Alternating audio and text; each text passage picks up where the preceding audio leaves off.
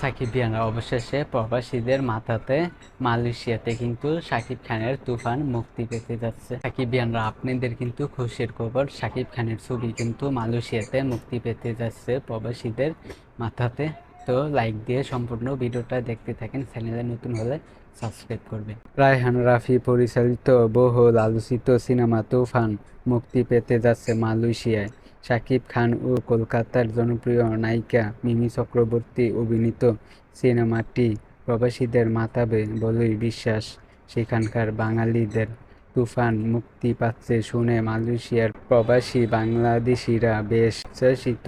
৯ August সিনেমাটি মালয়েশিয়ার প্রেক্ষাগৃহগুলোতে মুক্তি পাবে বলে জানিয়েছেন আয়োজকরা। ৩১ জুলাই সন্ধ্যায় মালয়েশিয়ায় আয়োজিত সংবাদ সম্মেলনে এ তথ্য জানানো হয়। আয়োজনে জানানো হয়, দর্শকদের আগ্রহের কারণে ২ আগস্ট তুফান সিনেমাটি মুক্তি দেওয়ার কথা ছিল, কিন্তু বিদেশি সিনেমায় মালয়েশিয়ান ভাষার সাব টাইটেল থাকা বাধ্যতামূলক হওয়ায় কিছু সম্পাদনার কাজ চলছে। আগামী সপ্তাহে অর্থাৎ ৯ আগস্ট ছবিটি মুক্তি দিতে পারবেন বলে মনে করেছেন তারা। ভিউয়ার্স, মালয়েশিয়ায় কিন্তু শাকিব খানের তুফান মুভিটি কিন্তু ৯ আগস্ট মুক্তি দিবে।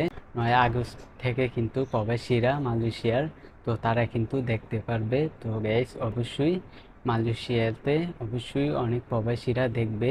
তো সাকিবিয়ানরা অবশ্যই আপনাদের কি মতামত, তো অবশ্যই তুফান ছবির ব্যাপারে অবশ্যই আপনাদের কাছে কেমন লেগেছে ছবিটি, তো অবশ্যই কমেন্টে বলেন। ভিউয়ার্স, আজকের ভিডিও এই পর্যন্ত। পরের ভিডিওর জন্য সবাই অপেক্ষা করতে থাকে।